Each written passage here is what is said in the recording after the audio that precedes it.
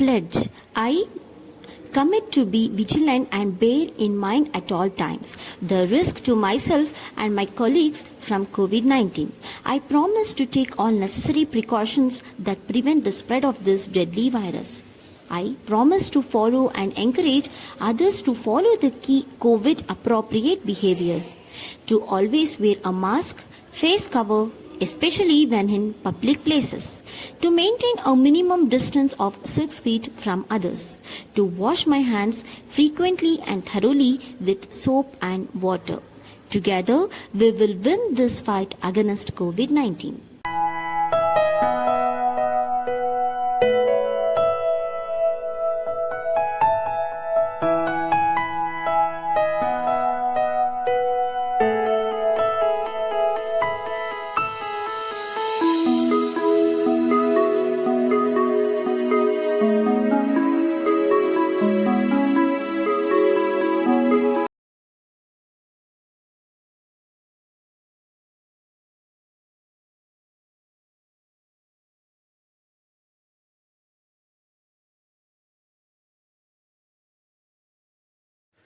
Good morning.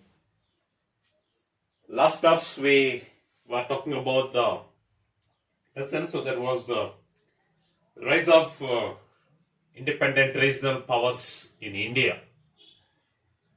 So in that the previous class we discussed or we talked about the three independent regional powers. That was Maratha. Then we talked about Bengal. Then we talked about Audh or Awadh. So three independent regional powers. So we had discussed in the previous class. Continue that. Today we are having three more independent regional powers which we are going to discuss. So that is, one is Hyderabad, then the Carnatic and Mysore. So these three independent regional powers. So today we are going to discuss, not in detail, but something about all independent regional powers. I mean, who established it, and under their, Nawabship or kingship, how do they develop the particular independent regional states. We are going to see in today's class about all these three. Then after that we are having two more independent regional powers. So that is Rajputs and the Sikhisms, or the Rajputs and the Sikhs. So that we are going to discuss in the next class. Then we will conclude the lesson. So today when we talk about the independent regional powers, the three independent regional powers we are going to discuss is, that is, one is Hyderabad. Okay, I hope everybody is aware about this concept, Hyderabad. Okay, so this Hyderabad independent regional power was founded by the Nizam ul Mulk Asaf Jan. So he is the person who founded this independent region, founder of these independent regional powers. Usually we call it as the Nizams of Hyderabad. Okay, who ruled the Hyderabad. Okay, so he ruled Hyderabad like a independent ruler. Actually, Nizam ul Mulk, so he was a viceroy. Okay, so he was a viceroy of Deccan region. Okay, he was a viceroy of Deccan region under Mughal Empire. When Mughal Empire was ruling India, so Nizam ul Mulk, so he was appointed as a viceroy of Decca. The entire Decca was under the control of him. So he himself, what he did after the decline of Mughal Empire, he established the Hyderabad as one of the regional powers on the name of Nizams. Okay, and that made him to rule like an independent ruler. And Nizam ul Mulk, so when he ruled, so he had brought it out a lot of changes in the Hyderabad. Okay, so a lot of changes in the Hyderabad. So what are the changes? If you see, one is efficient administration system. Okay, he started establishing good administration system for the betterment of the regional kingdom. So that is Hyderabad, which under the control of Nizams. Then removed the system of corruption. Okay, removed the system of corruption, especially in the collection of revenue, in a revenue system. Okay, in the revenue system, he completely removed the system of corruption practice. Okay, that is the second changes which he brought it out. Then promoted trade. He realized the importance of trade, so he started encouraging the trade, because already many foreign the countries were there in India which was making a trade. Like at the time of Nizams in India, we had British and the French. They were having then Denmark, Poland, and Holland. Okay, so Holland and the Portuguese. Like these peoples were having a trade in India. So that made Nizam also to make or to promote a trade in India, and protected the state. That Hyderabad was protected from internal and external threats. Okay, within India and out of India, whatever the threat that was coming to the regional kingdom called Hyderabad, so that was completely protected by Nizamul Mullah. Okay, so that's the one contribution which he has made it. So like this, after him many rulers. That's the reason we call it as Nizams of Hyderabad. Okay, so all the personalities who ruled the Hyderabad, so they were called as Nizams of Hyderabad. With that title, so they started ruling. After him, many personalities, many Nizams took up the kingship of Hyderabad and they started ruling. But it has been said that death of Nizamul Mulak, that is Asaf Jan, made the Hyderabad a soft target. After his death, Hyderabad became a soft target for the British as well as the French companies. But finally, so British people captured the regional kingdom Hyderabad. The French failed. That we will see in the coming classes, coming lessons. So we are going to discuss. Okay, that's the one thing. So under the policy of subsidiary alliance. Okay, so under the policy of subsidiary alliance, so Nizams of Hyderabad. Okay, the Hyderabad regional kingdom goes under the current control of the British. That means, as like Nizamul Mulak, the successors after him who took up the kingship, they were not that so capable and powerful personalities. Okay, so that made British to capture the Hyderabad regional kingdom. So that's about the Hyderabad we are having. Then when we come to the Carnatic, okay, Carnatic, it is one of the Subhas. Subhas means one of the province.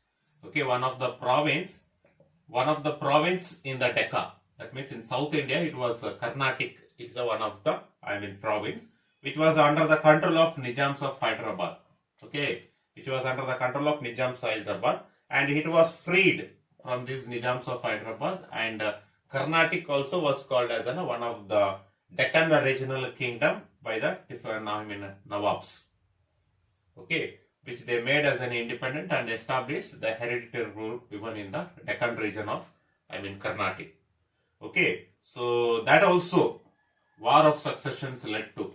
That means because of incapable or incapacity or instability rulers, so the Carnatic also completely goes under the control of the British people. So how, if you see, because of the Nawab's incapability, the political instability started to shake. So that created the European trading companies an opportunity, trading companies like French and the British people, to interfere in the internal affairs of these regional kingdoms. Okay, in these regional kingdoms, and to make territorial, commercial, financial gains for French and the British people. Okay, because the weakness of the Nawabs, it gave an opportunity. That is, because of their weakness, their political instability, it created a way for the European trading companies. Okay, opportunity, that is for French East India Company and British East India Company, to interfere in the matters of this particular regional kingdoms, and they took the advantage of political instability and they started to control over the territorial and commercial and the financial gains in this particular Carnatic, the regional kingdoms. Okay, so that's about the Carnatic regional kingdoms, so which we are having it.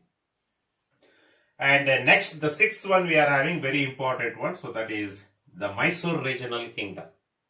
Okay, so I hope everybody will be familiar to it, or everybody will be familiar with this. So Mysore existed, or Mysore started to become one of the independent regional kingdom, that is in South India, that is in Karnataka, that is after the collapse of Vijayanagara Empire. And it actually started in the 18th century, mid of 18th century, the Mysore regional kingdom. Before that, Mysore was under the control of Vijayanagara kingdoms. After Vijayanagara's decline, in South India, that is especially in Karnataka, many number of independent kingdoms started to exist. So in that, one of the famous and one of the most powerful kingdom was, that is Mysore. Okay, I think you got it. Okay, after the decline of Vijayanagara Empire in South India, that is in Karnataka, many regional independent kingdoms started to exist. So in that, one of the most and powerful kingdom, so that was Kingdom of Mysore, which was under the control of the two famous personalities, that is Tipu Sultan and Hyder Ali.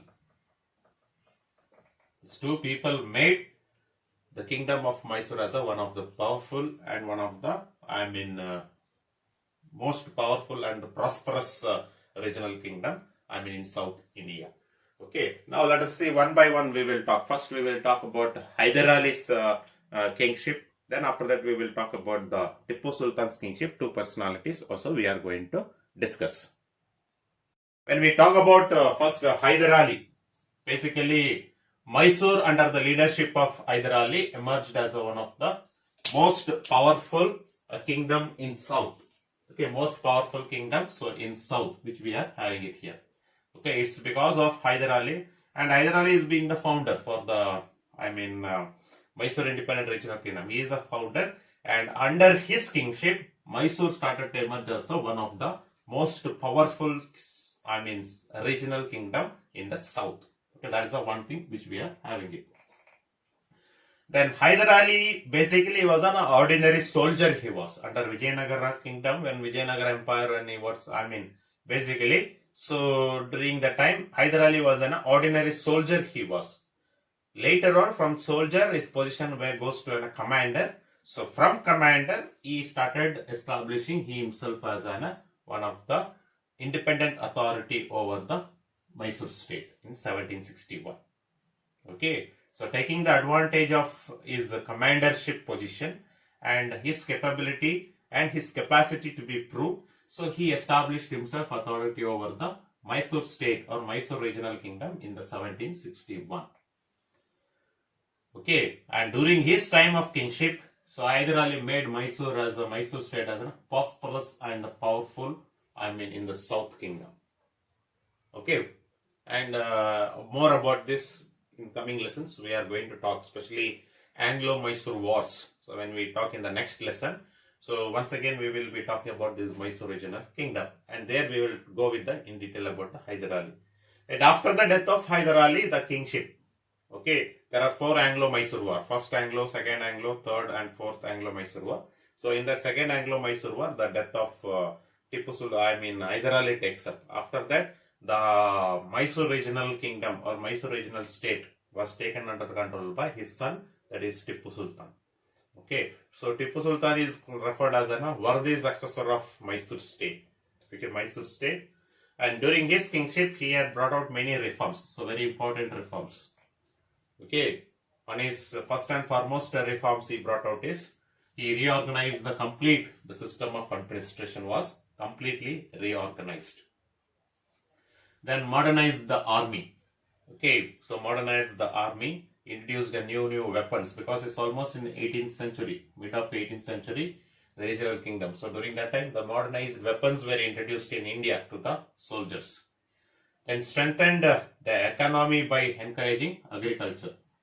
So gave importance to the cultivation of agriculture, and new reforms, new revenue systems he introduced, and he started strengthening the economy by encouraging agriculture.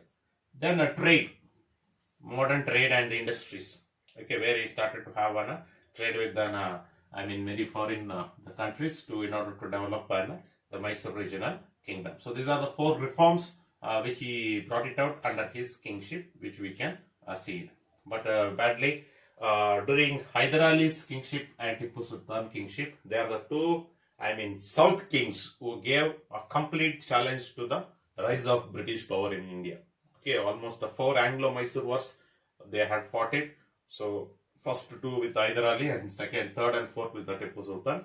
So with that, the Anglo-Mysore war, fourth Anglo-Mysore war, so death of Tipu Sultan takes up. So with that death, the Mysore regional kingdoms also goes under the control of British power, and that power they gave in charge to rule, the Mysore. So that was the Odayars. right now who are there, the Odear family. So the Odear kingship started to take up in the Mysore regional powers. So that's about the three regional powers.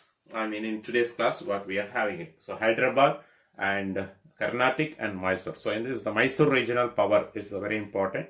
So you have to go through it. And next class, we will go with the two more regional powers. So that we will be talking. So that is the Rajputs and the Sikh. So with that, we will end this lesson. And then we will go with the next new chapters about the,